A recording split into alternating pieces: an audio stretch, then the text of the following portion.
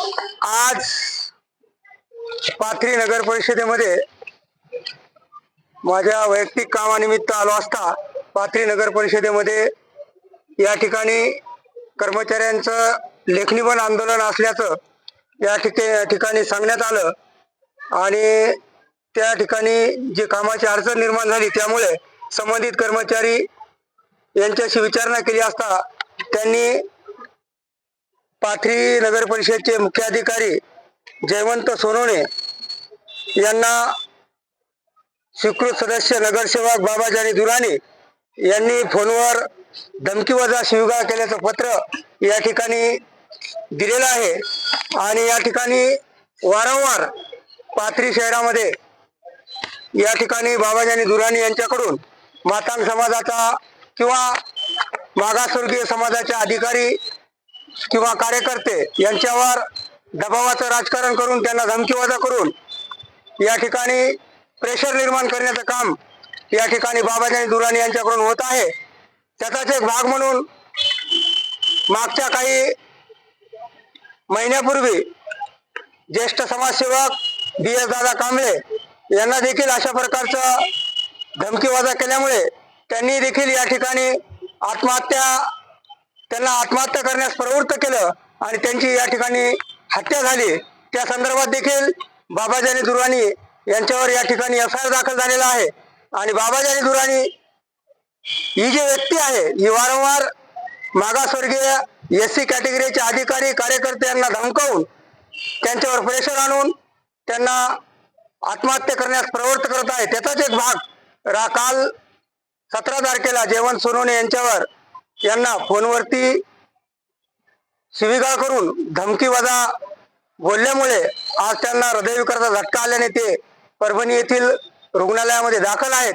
असे अनेक प्रकारचे जे धमकीवजा अधिकाऱ्यांना कार्यकर्त्यांना असे दबाव टाकल्यामुळे या ठिकाणची कायदा सुव्यवस्थेचा प्रश्न निर्माण झालेला आहे। अशा अनेक गुन्ह्यामध्ये अनेक गुन्हे त्यांच्यावर दाखल आहेत।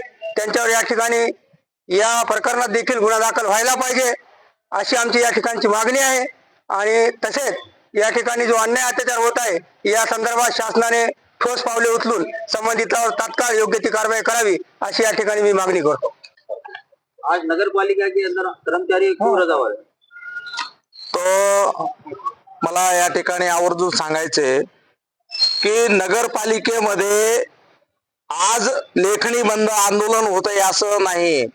यापूर्वीही लेखणी बंद आंदोलन आणि नगरपालिकेमध्ये येऊन नगरपालिकेच्या कर्मचाऱ्याला मारहाणीचे प्रकार अनेक घडलेले आणि हे कोणी केलेले आहेत हे सगळं पाथरी शहरवासियांना माहित आहे, पाथरीच्या जनतेला माहित आहे, आम्हाला माहित आहे।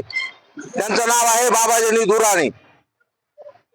आमदारकीच्या पदावर असताना सुद्धा संविधानिक पदावर असताना सुद्धा इथल्या जाणीवपूर्वक नगरपालिकेच्या कर्मचारी आणि अधिकाऱ्याला जाणीवपूर्वक टॉर्चर करणं, त्याला जाती द्वेषातून पाहणं, जसं म्हणलं तसं त्यांच्याकडून काम करून घेणं आणि नाही त्यांच्या मनासारखं केलं की मग तुम्हाला सांगतो त्यांना धमकी द्यायची आणि या धमकीमधून तुम्हाला सांगतो अनेक आमच्या मागासवर्गीयचे लोक त्या धमक्याला कंटाळून त्यांनी आत्महत्या केलेल्या आहेत।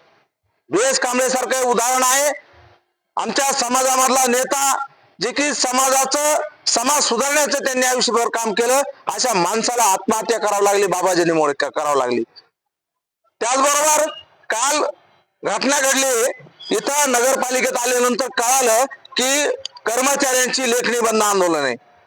आमचं कर्तव्य आहे शिवसेनेचे पदाधिकारी म्हणून आम्ही विचारणा केली काय झाले म्हणून, तर त्यांनी सांगितलं जयवंत सोनवणे प्रभारी इथं अधिकारी येते शिव म्हणून। काय त्यांचं खटकला दोघांमध्ये बाबाजानीचा त्यांचं आम्हाला माहित नाही, पण त्यांनी डायरेक्ट त्यांना फोनवर भ्रमणध्वनीवर अश्लील भाषेमध्ये शिवीगाळ केली, जीव मारण्याची धमकी दिली आणि त्यामुळे ते दवाखान्यामध्ये ऍडमिट आहेत। त्यांना तीव्र हृदय विकाराचा झटका आलाय असं कळतंय, असं कर्मचारी आम्हाला सांगतायत। आणि हे जे आता माझ्या हातामध्ये जे निवेदन आहे हे लेखणी बंद निवेदन आहे। या कर्मचाऱ्याला अधिकाऱ्याला कोण सहकार्य करणार आहे, यांचं सुरक्षा कवच म्हणून कोण पाहणार आहे? अरे प्रशासनामधले अधिकारी आणि कर्मचाऱ्याला तुम्ही अशा पद्धतीनं वारंवार टॉर्चर करत असाल आणि त्यांच्या मरणाच्या कारणीभूत तुम्ही ठरत असाल तर खरंच वरिष्ठ स्तरावर या सर्व प्रकरणाची उच्चस्तरीय चौकशी करून त्यांच्यावर मोठ्या प्रमाणात खटले दाखल झाले पाहिजे असं माझं एक पदाधिकारी शिवसेनेचा म्हणून मागणी आहे. दुर्राणीने जयवंत सोनवणे यांना भरवून ध्वनीवरून शिवीगाळ केल्याचं रेकॉर्डिंग वगैरे काही सबूत आहे का आपल्याकडे? तर रेकॉर्डिंग वगैरे सगळं जयवंत सोनवणे सध्या परभणी दवाखान्यामध्ये ऍडमिट आहेत आणि ते सुट्टी त्यांना झाली किंवा ते शुद्धीवर जर आले तर आपण विचारलेले जे प्रश्न आहेत त्याचं उत्तर निश्चित मिळेल आपल्याला. आणि दुसरा एक महत्वाचं अजून सांगायचंय, ह्या सगळ्या परिस्थितीमुळं प्रशासकीय यंत्रणेमध्ये विनाकारण खोडा घालणे, प्रशासकीय यंत्रणेला वेठी धरणे, अधिकारी कर्मचारी यांना टॉर्चर करणे आणि ह्याच्यामुळं सर्वसामान्य माणसाच्या कामावर एक परिणाम होत आहे. सामान्य माणसाला रहिवासी प्रमाणपत्र भेटत नाही, पीटीआर वेळेवर भेटत नाही आणि अशा या लेखणी बंद कार्यक्रमामुळे प्रशासकीय लेवलवर आणि सामान्य माणसाला या ठिकाणी त्रास होतोय. याला जबाबदार कोण आहे? प्रशासकीय कामामध्ये अशा पद्धतीने अडथळे आणले ना त्यांच्यावर गुन्हे दाखल होणं गरजेचं आहे आणि वरिष्ठ पातळीवर माननीय जिल्हाधिकारी परभणी यांनी या ठिकाणी या प्रकरणाची दखल घेऊन त्यांच्यावर कारवाई करावी अशी आमची शिवसेनेच्या वतीनं मागणी आहे.